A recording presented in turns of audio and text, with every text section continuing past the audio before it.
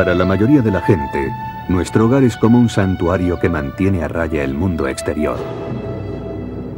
Para algunos, ciertos sonidos y visiones fantasmagóricas convierten sus seguros refugios en prisiones terroríficas. Creen que los fantasmas han hecho realidad una maldición para habitar sus hogares, obligándoles a enfrentarse al inquietante terror de lo inexplicable. Poseídos.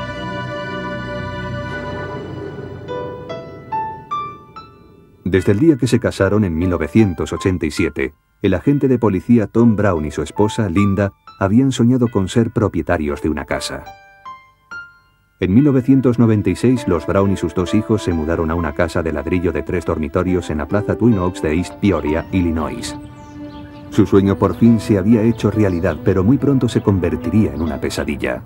En su primera noche en la nueva casa, Tom y Linda estaban profundamente dormidos cuando desde el sótano les llegaron unos violentos ruidos.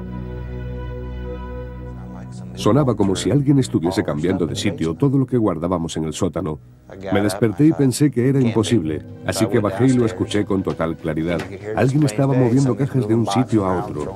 Sonaba como si alguien estuviese enfadado, tirando cosas, pero todo estaba en su sitio. No se movía nada. Se oía el ruido, pero no se veía nada. Convencidos de que todo se debía al agotamiento de la mudanza, Tom y Linda olvidaron el incidente, hasta que a la noche siguiente volvieron a oír los terroríficos sonidos, esta vez aún más fuertes. Llamadas a las puertas, portazos, pisadas ahogadas por el suelo de linóleo de la cocina y justo enfrente de la habitación de Chelsea, su hijita de 3 años. Oí crujidos en el suelo, como si alguien caminase por la casa. No dejé de oír todos esos ruidos y estaba muy asustada. Volví a su cuarto, me senté en el borde de la cama y seguí sin ver a nadie, pero oía los ruidos. Era increíble, pero parecía que había alguien observándonos a Chelsea y a mí. Tom y Linda estaban empezando a creer que alguien los estaba observando, alguien a quien no podían ver. Luego, una noche, Tom vio algo que no podría olvidar jamás. En la sala había un gato bufando, como si se estuviera peleando con otro gato. Y también vi que una persona se metía en el cuarto de mi hijo. Fui corriendo a toda velocidad y no había nadie. No vi a nadie después de registrar el cuarto a fondo. Los Brown, que siempre habían sido escépticos respecto a los fantasmas, empezaron a sospechar que su nuevo hogar estaba encantado. Traté de ser racional, traté de averiguar qué estaba pasando, pero no encontré ninguna respuesta. Aterrorizada por los extraños sucesos, Linda estaba desesperada y deseaba mudarse de casa. Era nuestra primera casa, pero ya había tenido suficiente, así que le dije a Tom que nos mudaríamos en primavera, que no podía seguir escuchando cosas extrañas todo el rato, que casi me mataban de miedo. Tom, que seguía buscando una explicación, cruzó al otro lado de la calle para hablar con Shirley Beniak, cuyo hijo le había vendido la casa. Le pregunté a Shirley si sabía algo de ruidos, de fantasmas y de cosas parecidas, y se quedó boquiabierta, como no dando crédito a lo que le había dicho, y luego me dijo, así que tú también los has oído. Shirley le contó a Tom que sus padres habían construido la casa y habían vivido en ella hasta finales de los años 70. Su padre, Stuart Wall, era un hombre afable y feliz que en 1974 sufrió un ataque que lo dejó incapacitado y profundamente deprimido. La idea de ser una carga para su familia amargó su vida. Una noche se dirigió a la habitación del fondo de la casa, donde ahora dormía el hijo de 2 años de los Brown. Se quitó el cinturón y se ahorcó con él. Shirley descubrió a su padre apenas con vida y lo descolgó.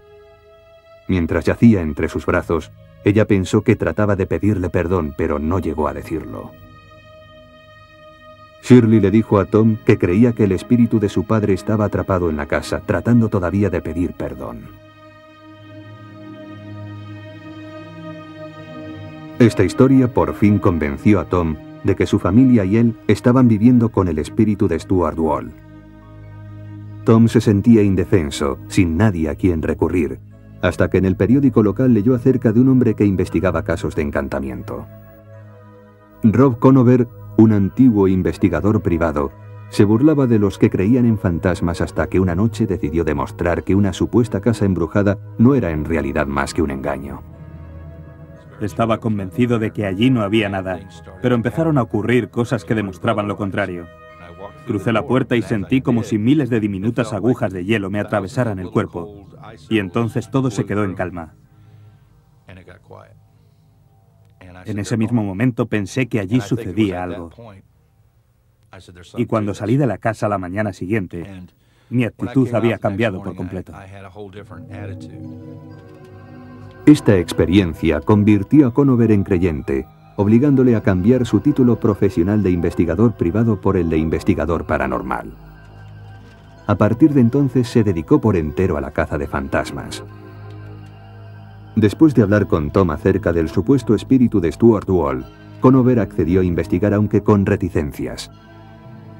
Muchas veces tengo que decirle a la gente que no se trata de un espíritu, que lo que está produciendo el ruido es un frigorífico averiado o el aire que circula a través de la chimenea en un momento determinado, produciendo un ruido que suena casi humano, como pasos o quejidos o gritos o cosas por el estilo.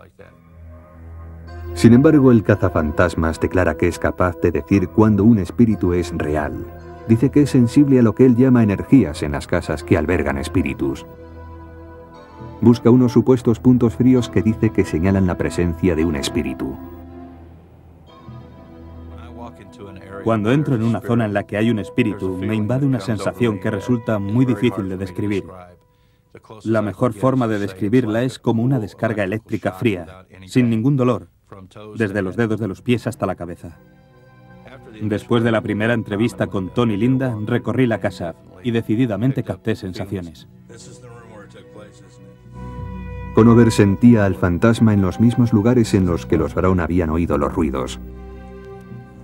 Estaba seguro de que Stuart Wall se había convertido en un espíritu atormentado que merodeaba por las habitaciones de la que había sido su casa y ahora era su purgatorio.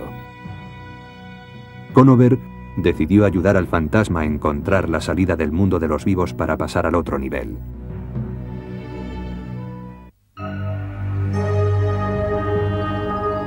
El investigador paranormal Rob Conover llegó a casa de los Brown con un equipo destinado a batallar con el espíritu de Stuart Wall. 20 años antes, Wall se había suicidado en el dormitorio del fondo de la casa. Conover creía que su espíritu atormentado vagaba ahora por la casa y confiaba en que podría convencer al atribulado espíritu para que atravesara la luz. Su forma de llamar al viaje de los fantasmas desde este al otro mundo. Cuando fallecemos todos nos enfrentamos a la luz.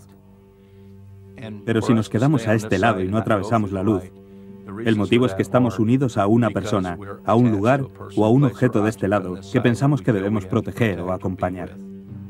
Conover y su ayudante empezaron a recorrer la casa buscando la presencia de Stuart. Tom Brown, el propietario de la casa, y Shirley Beniak, hija de Stuart, le siguieron a poca distancia. Sentí la presencia de Stuart. Estos calcetines empezaron a moverse por su cuenta, adelante y atrás, y dije en voz alta: Stuart, tienes toda mi atención. ¿Entro en la casa o bajo al sótano? Y en ese momento se produjo un fuerte ruido abajo, así que bajamos al sótano, y su presencia se percibía allí con mucha fuerza. Enfocaron una cámara de vídeo, encendieron varias velas y apagaron las luces. Con una Biblia en la mano, Rob llamó al espíritu pidiéndole que se mostrase ante Tom y Shirley. Stuart, sé que estás aquí abajo. Le expliqué a Stuart que Dios es misericordioso, que él había sido una buena persona durante toda su vida, que había ayudado a muchísima gente, que yo creía que Dios tenía un lugar para él al otro lado y que le estaba esperando. Después de más de una hora, el supuesto fantasma aún no había respondido a Conover, pero el investigador estaba seguro de la presencia del espíritu. Podía ver el ectoplasma de Stuart. El ectoplasma es la energía que va por delante de un espíritu y le ayuda a moverse a través del aire. Está formado por electricidad y energía, y yo pude verlo. Una vez más rogó al espíritu que apareciera, ahora preocupado de que pudiera ignorar su petición. Cuando casi había llegado al límite de mis posibilidades, el pasillo del sótano se llenó de una maravillosa luz azul muy densa, a través de la cual era imposible ver. Al principio no vi la luz, hasta que Shirley me dio un codazo y me dijo que mirase. Entonces moví la cabeza y lo vi. Y si no hubiese visto aquello, jamás podría creerme que algo así pudiera suceder. Para mí era como una luz azul verdosa, muy brillante, como la llama de un soplete. Luego, en cuestión de segundos, la luz azul se desvaneció. En ese momento cogí la Biblia, me puse de pie, establecí contacto con Stuart y le ayudé a cruzar la luz. Daba la sensación de que en la casa había 150 invitados, que estábamos apretujados y que no cabía nadie más, y de pronto fue como si todo el mundo se hubiese marchado y hubiese apagado las luces. Era una sensación de un gran vacío, como si ya no hubiera nadie más allí y te hubieras quedado solo. Conover dice que en aquel momento el fantasma de Stuart Wall abandonó la casa para siempre. El investigador inmediatamente se volvió a la cámara ansioso por ver la grabación de lo ocurrido, pero esto fue lo que vieron.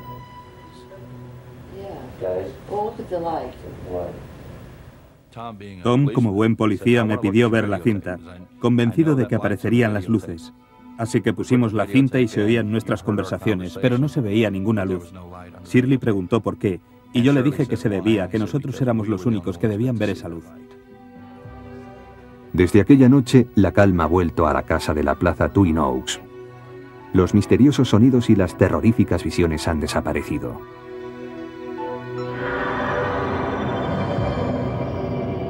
¿Recorría el fantasma de Stuart Wall las estancias de esta casa?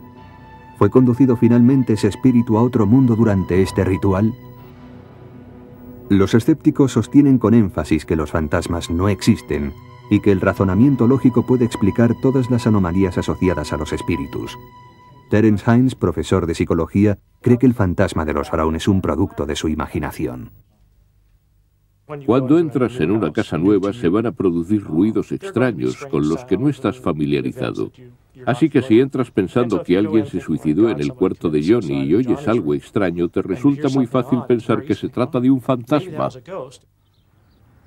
Especialmente fácil para Linda Brown, que había crecido en la casa de al lado de los Wall y que tenía 6 años cuando Stuart Wall se suicidó. De niña no supo cómo había muerto, pero de mayor se enteró de la trágica verdad. Hines piensa que eso debió contribuir a que Tom y Linda decidieran que los extraños sonidos y visiones estaban causados por un fantasma. Hines dice que es natural, que la mente humana está programada para imponer el orden en las experiencias extrañas. El cerebro humano está organizado para crear percepciones. En especial cuando nos enfrentamos a estímulos azarosos y nebulosos, el cerebro trata frenéticamente de controlarlos. Los que creen en los fantasmas, como el parapsicólogo Lloyd Auerbach, no están de acuerdo con que el espíritu de Stuart Wall fuese un simple invento de la percepción de Tom y Linda. Sostiene que cuando varios testigos informan de la misma o de similares experiencias, como ocurrió en casa de los Brown, esos testigos deben ser tomados en serio.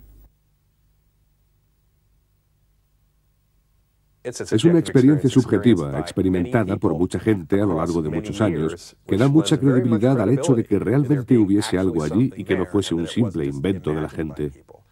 Lo que estudiamos es cuánta gente hay, cuántos testigos. Los testimonios de los testigos de los casos de encantamientos parecen coincidir bastante. El testimonio de los testigos oculares no es convincente porque hay testigos presenciales que juran sobre la Biblia haber visto cosas que sabemos con toda seguridad que no existen. Remontándonos a la Edad Media había gente que juraba haber visto brujas atravesando el cielo con escobas. Conover y los Brown están seguros de haber visto una luz azul, pero Tom Flynn, un escéptico que ha examinado casos de hogares embrujados, dice que si la vieron, debería haber aparecido en la cinta de vídeo que grabaron. Las cámaras de vídeo responden al mismo espectro de colores que el ojo humano. De modo que si apuntas una cámara de vídeo a un punto y ves una luz azul, la cámara también la verá. Así que pienso que es muy revelador que esas 3 personas informen de haber tenido esa experiencia, mientras que la cinta de vídeo que grabaron no la confirma.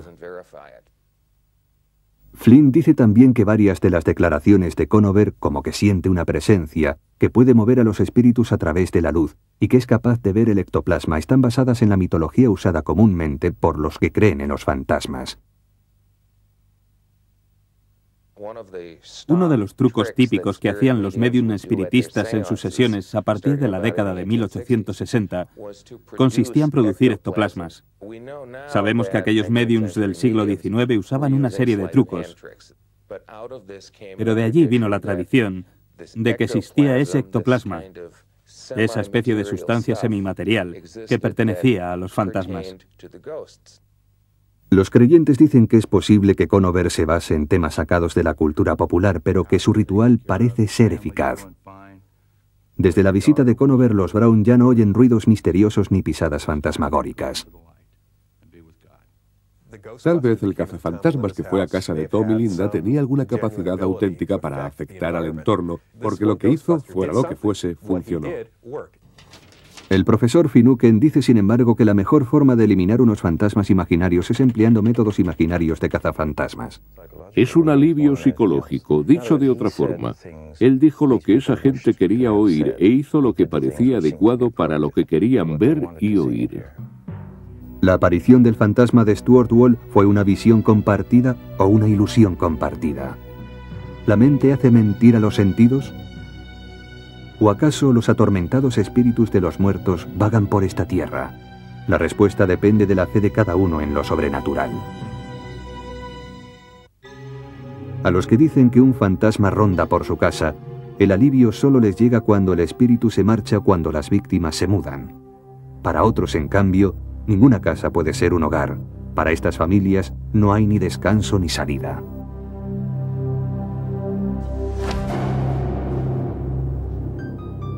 Un doloroso divorcio en 1968 dejó a Beth abandonada con una hija pequeña y muy poco dinero. Estaba reconstruyendo su vida pocos años después cuando conoció a Bob Batchel. Se enamoraron, se casaron y Bob adoptó la hija de Beth, Leah. En 1971, cuando los Batchel se mudaron a esta casa de New Brunswick, en Nueva Jersey, la recién inaugurada felicidad de la joven familia sería muy fugaz. En la casa empezaron a ocurrir sucesos extraños. Al principio, Bob y Beth no se tomaron en serio las extrañas actividades como lámparas que se balanceaban, puertas que se abrían y se cerraban u objetos que aparecían en lugares indebidos. Luego se vieron obligados a hacer frente al terror atrapado en las paredes de su nuevo hogar. El penetrante aroma de flores en descomposición flotaba por las habitaciones. La temperatura subía a niveles asfixiantes sin motivo aparente y empezaron a presenciar visiones asombrosas. Cuchillos, tenedores y biberones cruzaban el aire como flechas, haciéndoles temer por sus vidas. Me sentía muy asustada, muy insegura. No sabía lo que iba a ocurrir a continuación. Y eso de no saber si el suelo o la alfombra se va a mover bajo tus pies es una sensación que te corroe por dentro. Nunca sabías qué esperar. Siempre estabas alerta y el nivel de tensión era altísimo. Los terribles sucesos fueron a más. Los Batchel declararon haber sido atacados por pequeños objetos lanzados a través de la casa por unas fuerzas invisibles. Invité a comer a unos amigos. Y de repente el tapón de la bañera cayó entre dos de las personas sentadas en la mesa, como si lo hubiera lanzado alguien. Los objetos voladores se hicieron cada vez más peligrosos. Una noche, Bob y Beth se quedaron paralizados de miedo cuando vieron caer del techo un cigarrillo encendido. No sabíamos qué hacer, porque no sabíamos si alargar la mano y cogerlo, si lo estaba sujetando alguien a quien no veíamos, o si al caer al suelo provocaría un incendio. No sabíamos qué hacer. La enorme tensión de los incidentes de este tipo obligó a Beth, que nunca había creído en los fantasmas, a enfrentarse a lo que tenía todas las trazas de ser un encantamiento. La noticia del fantasma de los Batchel corrió de boca en boca y un grupo de espiritistas interesado en actividades paranormales solicitó hacer una sesión en la casa. Bob y Beth, sin otra posible alternativa, accedieron. Sentíamos que nos estábamos ahogando en un mar de fenómenos que no podíamos explicar. Nunca nos había ocurrido algo así antes, no sabíamos nada y necesitábamos ayuda. El grupo se reunió con Beth y Bob alrededor de la mesa del comedor. Cerraron los ojos y se dieron la mano. Cuando la médium convocó a los espíritus, el fantasma empezó a hablar a través de ella. Beth grabó en secreto la sesión. Can you tell us your name? It's my land. And you get out. Well, if we could investigate to see if it is your land, maybe we would get out. But you have to help us and tell us what your name is.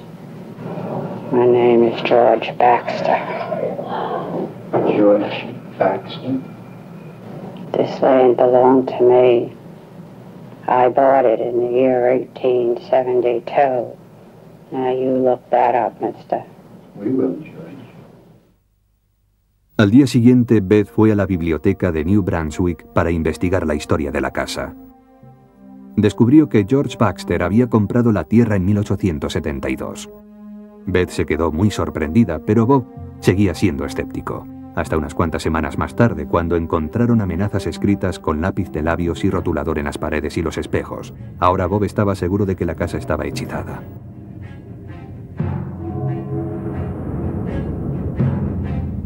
El enfurecido fantasma perdió los estribos, escribiendo mensajes terribles a la familia. Lo que estamos viendo son las notas auténticas que Bob dice que escribió el fantasma.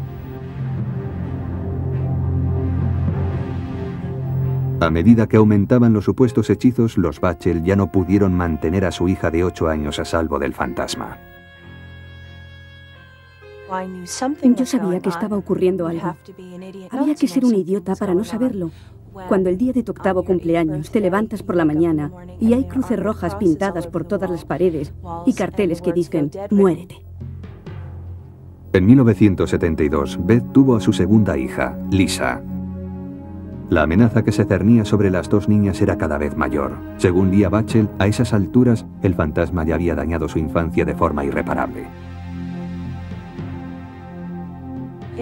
Era una casa infernal. Por lo que a mí se refiere, esa casa destruyó a la que antes de mudarnos allí era una niña normal de 4 años. Odio esa casa.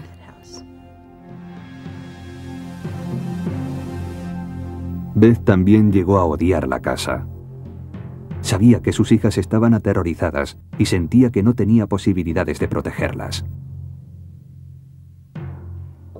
Cuando alguien toca a mis hijas, ahí está el límite. Y eso fue lo que ocurrió, que se produjeron una serie de incidentes, 2 en particular, que estaban muy dirigidos contra nuestras hijas y pensamos que teníamos que marcharnos.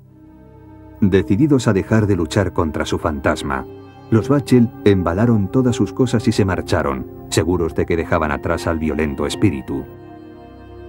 Pero su desesperado intento de huida solo los hundió más profundamente en el misterio.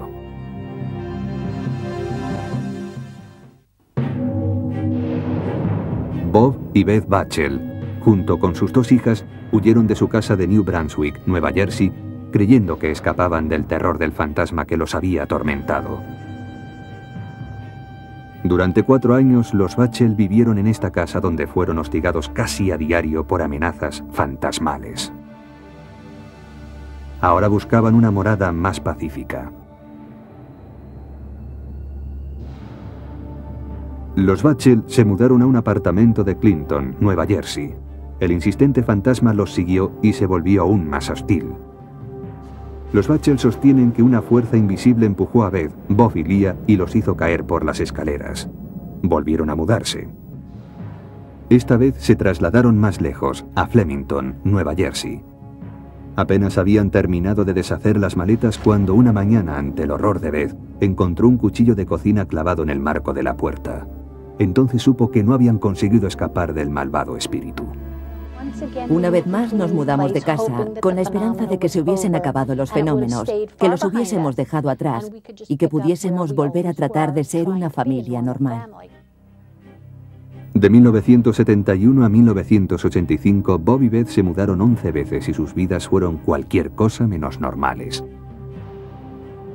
Perdimos muchos amigos porque no podíamos explicar nada y todo el mundo buscaba una explicación. Todo el mundo nos echaba la culpa a nosotros, puesto que si nos ocurría a nosotros, la culpa era nuestra. Sin nadie a quien recurrir, unieron sus fuerzas para combatir a sus propios demonios. Construyeron su última casa desde los cimientos en Lake Ariel, Pensilvania, con la esperanza de que de esa forma por fin expulsarían al fantasma, pero no lo consiguieron. El primer fin de semana después de trasladarse a la nueva casa, un fantasma dejó a los Bachel un horripilante mensaje de bienvenida.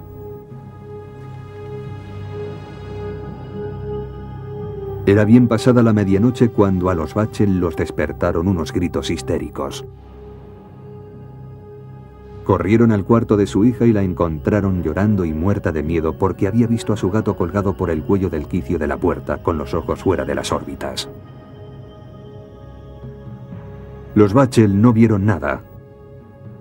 La aparición fantasmal había desaparecido. Varias noches después, los Bachel se volvieron a despertar en plena noche cuando los cristales de los cuadros de la sala de estar explotaron de pronto, lanzando trozos de cristal por toda la casa.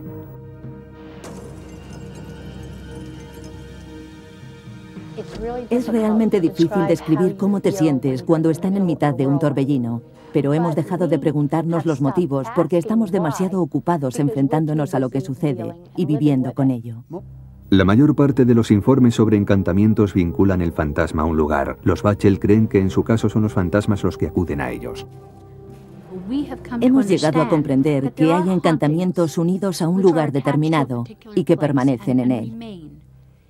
Luego hay encantamientos en los que parece que la gente, y no la casa, es la que está encantada, de modo que vaya donde vaya esa gente, el encantamiento irá con ella. A partir de todo lo que se ha hecho y se ha probado, y de todo lo que nos han dicho, parece que yo tengo algún tipo de presencia, que soy como una especie de imán que parece atraer a esos fenómenos espirituales. Los Bachel, agotados física y emocionalmente, dicen que ya no pueden seguir tratando de huir del fantasma. Permanecen en su casa de Lake Ariel, resignados a sus encantamientos e inquietos respecto a lo que puede deparar el futuro. ¿Atraen los Bachel de alguna forma a los hechizos y a los espíritus allá donde se van a vivir, o crean ellos mismos sus propios demonios? Para los científicos como el físico Leon Lederman, galardonado con el premio Nobel, la respuesta es sencilla. Yo simplemente diría que no existen las casas encantadas. Hay gente crédula o bien gente deshonesta que se lo inventa todo. En la ciencia no caben los fantasmas. El psicólogo Carl Sloterdijk sí ha encontrado un lugar donde caben los fantasmas. Investigó las historias de los Bachel, apoyó las declaraciones de la familia y escribió con Beth Bachel un libro acerca de sus experiencias. Me hice creyente bastante deprisa. Recorrías la casa y podías sentirlo en diferentes habitaciones. En una incluso era difícil respirar. Las grabaciones realizadas en esa habitación eran más débiles que en el resto de la casa. En otros lugares podías sentir cosas en el aire. Sloterdijk cree que los Bachel encontraron fantasmas en cada una de sus casas porque los espíritus se sentían atraídos por ciertas cualidades de Beth Bachel. Un investigador dijo que tal vez era una médium no desarrollada del todo. Otra gente se ha referido a ella como un imán cuya calidez y cariño por la gente se extiende hasta el otro mundo, y que las almas perdidas que aún no han hecho la travesía la consideran como una presencia cálida y reconfortante para estar cerca de ella. Lederman señala que nada de eso es científicamente verificable. Los métodos científicos exigen mucho más que impresiones y sensaciones para dar por válida una afirmación de este tipo. Para afirmar que veo algo, tengo que demostrarlo. Es la tarea del dueño del lugar encantado o del autor del libro. En 400 años de innumerables reclamaciones, nadie ha conseguido jamás convencer a la comunidad científica. El parapsicólogo Lloyd Auerbach encuentra pruebas en los informes de los Bachel de objetos flotando y moviéndose a través del aire. Dice que cuando algunas personas están sometidas a tensiones, su energía puede hacer levitar los objetos. Es un fenómeno conocido como psicoquinesis. En parapsicología, la psicoquinesis es la capacidad de la mente para afectar de forma directa a la materia o a la energía para mover cosas. Normalmente se trata de una persona viva cuya mente subconsciente está transmitiendo energía o reaccionando a la tensión y usa la psicoquinesis, la capacidad de la mente sobre la materia para mover esos objetos. No se han encontrado pruebas sobre la existencia de la psicoquinesis. Los testigos oculares que dicen haber visto cómo un objeto se movía son poco dignos de confianza. Muchos científicos piensan que la psicología ofrece la mejor explicación para lo sucedido en las casas de los Bachel. El psicólogo y profesor retirado Robert Baker dice que en más de 50 años investigando supuestos casos de encantamiento solo ha encontrado fantasmas en un lugar. En la mente humana. Es un invento de la mente humana, que ha inventado los fantasmas porque los fantasmas proporcionan una gran satisfacción psicológica a la gente que cree en ellos. Llenan un hueco, un vacío de sus vidas. Finucane sugiere que a veces podría resultarle más fácil enfrentarse a fantasmas imaginarios que hacer frente a asuntos reales. Los fantasmas pueden ser utilizados por ciertos miembros de la familia con fines propios, como un método de autodefensa psicológica, por ejemplo, cuando las cosas les van mal a los restantes miembros de la familia. Tal vez sea una manera de conseguir cierto grado de seguridad frente a los demás. En el caso de la señora Bachel, tal vez fuese la forma de resolver algunos de sus problemas en el seno de su familia. ¿Acaso los más de 20 años de supuestos encantamientos en el hogar de la familia Bachel son obra de unos espíritus activos o quizás de una imaginación hiperactiva? Los escépticos y los científicos señalan la falta de pruebas concluyentes para apoyar las afirmaciones de los Bachel. Los creyentes toman nota de las visiones de los sucesos fantasmagóricos y de los cuchillos que se clavaron en los marcos de las puertas, y ven en todo ello la huella de los misterios sin explicación.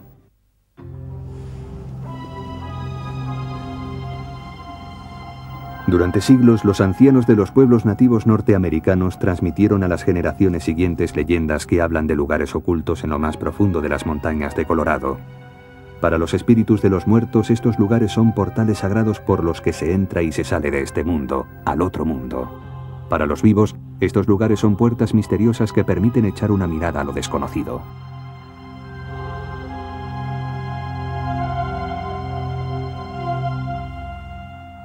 Steve Lee, un camionero de Dallas, viajaba por una nueva ruta de reparto a través de las montañas de Colorado. La belleza de la zona le pareció tan cautivadora que llevó a su familia a vivir al centro del Bosque Negro, a 30 kilómetros al norte de Colorado Springs.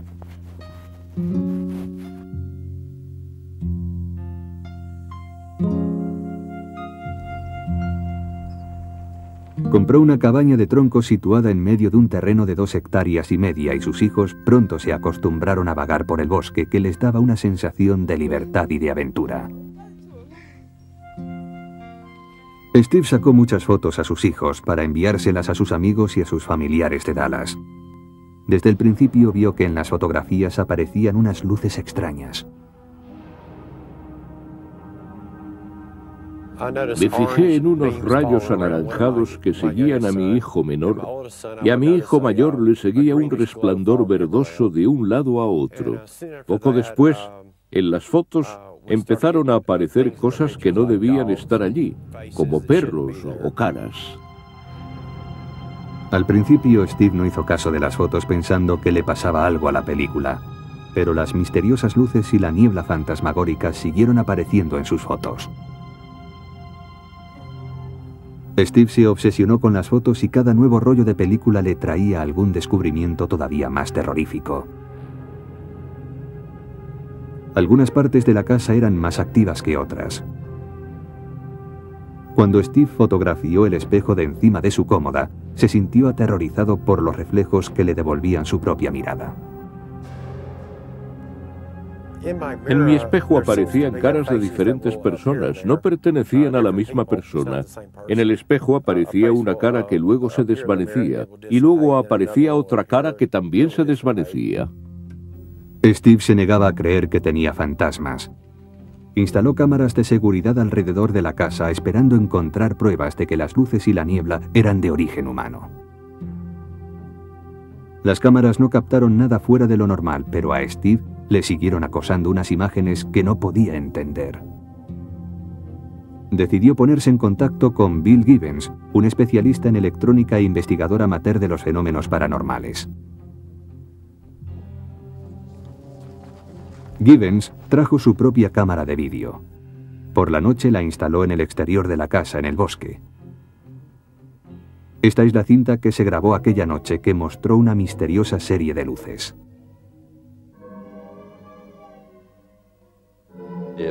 No se parecía a ninguna descarga eléctrica de cualquiera de los tipos que había visto.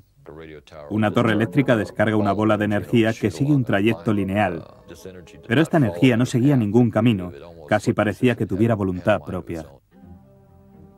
El investigador utilizó un espectrómetro para comprobar la fuerza de las ondas electromagnéticas y de radio de la casa, para asegurarse de que no habían sido las que habían producido las luces. Estarían causadas por el choque de la energía de los microondas y de las ondas de radio, debido a la localización de la casa y a la forma en que las ondas chocaban entre sí. Pero no encontramos nada, nada fuera de lo normal. El investigador utilizó a continuación una brújula para buscar alteraciones magnéticas. En una de las esquinas más alejadas de la casa, Gibbons descubrió que la brújula a veces giraba de forma incontrolada, incapaz de fijarse en una posición. Gibbons había trabajado con energías de todo tipo, pero esta energía hacía que se sintiera muy confuso. Por fin aceptó la idea de que la casa de Steve Lee estaba encantada. La cantidad de energía aparentemente aleatoria y el número de rostros que aparecían en el espejo le hicieron preguntarse si la cabaña de troncos no estaría construida encima de un pasadizo espiritual de este mundo al otro mundo, sobre un portal de las famosas leyendas de los indios Hopi. Los indios norteamericanos tienen profecías que hablan de vientos y de arcoíris, de unos portales a través de los que se puede emprender un viaje.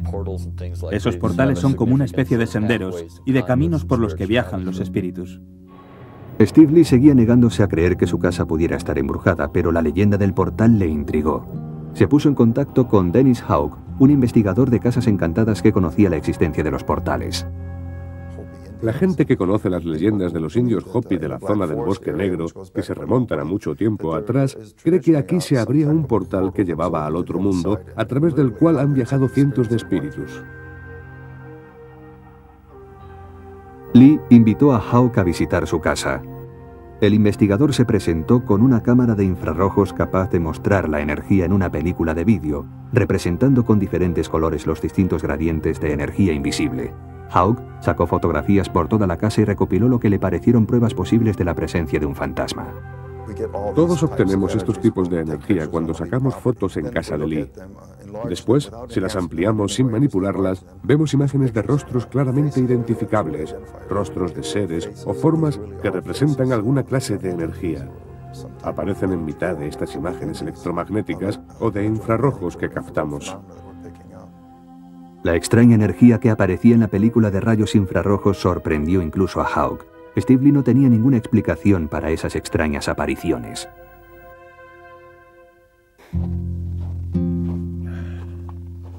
La familia Lee sigue viviendo en su cabaña del bosque, y dicen que en sus fotos siguen apareciendo las misteriosas luces y los extraños rostros, rastros de espíritus que van y vienen de este mundo al otro mundo.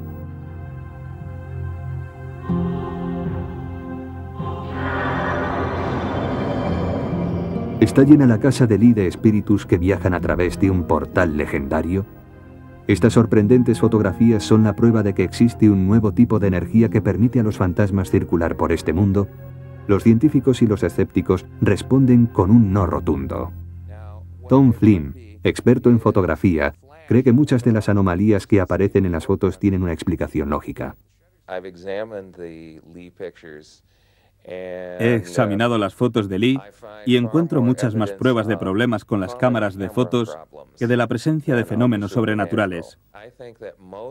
Creo que la mayor parte de esas misteriosas nieblas son varios objetos que se han metido en el campo de la foto y que por estar tan cerca del objetivo han salido desenfocados y con un color blancuzco debido al fogonazo del flash. También se producen muchos destellos en la lente que dan esos pequeños círculos transparentes con un resplandor blanquecino. Los que creen que esta casa de Colorado podría estar construida encima de una puerta espiritual, dicen que las fotos de Lee podrían haber captado el portal en plena acción. Creo que las fotos pueden atrapar ciertas cosas. He visto fotografías que han captado otras dimensiones en otros lugares. Y ya sea a través de un espejo o con una película muy rápida, en ciertas zonas vemos fantasmas o apariciones de fantasmas, debido a que la energía del lugar permite que se produzca esa materialización.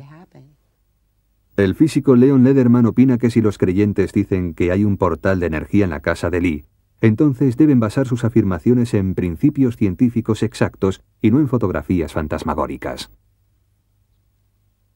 En la ciencia hay muchísimas incógnitas, pero hay una diferencia entre una incógnita científica y la afirmación de que existen lugares sagrados o casas encantadas, lo cual no se puede verificar científicamente. Son simples fenómenos naturales mal interpretados por gente que quiere creer desesperadamente en ellos y que no tiene ni la menor idea de cómo funciona la ciencia. El doctor Michael Persinger, neurocientífico, sabe cómo funciona la ciencia y dice que la geofísica puede explicar las misteriosas luces de la casa de Steve Lee. Cuando tienes fuerzas geofísicas, incluso muy pequeñas, y las enfocas en un pequeño espacio durante un tiempo muy breve, puedes obtener unos campos magnéticos tremendos. Cuando eso ocurre, puedes generar fluorescencias y destellos luminosos muy parecidos a las descargas electrostáticas, que si están por encima del umbral lumínico, se pueden fotografiar igual que cualquier otro tipo de fenómeno electrostático. Persinger dice que estas extrañas anomalías en el campo electromagnético natural de la Tierra se encuentran en muchos lugares supuestamente encantados y que a veces se cruzan con las ondas cerebrales de la gente que vive en ellos, produciendo sensaciones parecidas al encantamiento. Es una teoría que ha puesto a prueba en su laboratorio de Sudbury, en Ontario. Muchas de las pautas de los campos generados en las zonas encantadas que hemos estudiado tienen una disposición errática muy complicada, muy breve y muy fugaz. Si esas fuerzas estimulan el cerebro, se podría tener la sensación de una presencia, del sonido de pisadas o movimientos e incluso de voces, y la sensación omnipresente de que hay algo observando. Todos estos síntomas son reflejo de los acontecimientos descritos por los Brown en el apogeo del supuesto encantamiento de su casa. Esto podría explicar también por qué Beth Bachel es incapaz de huir de los fantasmas que la han perseguido desde hace más de 20 años. Algunas personas muy creativas son más sensibles a estas misteriosas fuerzas geofísicas que otras, un hecho que para muchos justifica su pretensión de haber tenido varios encuentros fantasmagóricos. Aunque la gente sea sensible a lo sobrenatural, eso no significa que esté loca. Me sorprende la cantidad de gente salida de quién sabe dónde que ha venido a hablarme de una luz que ha visto en una habitación oscura o de un pariente fallecido que ha vuelto a visitarles.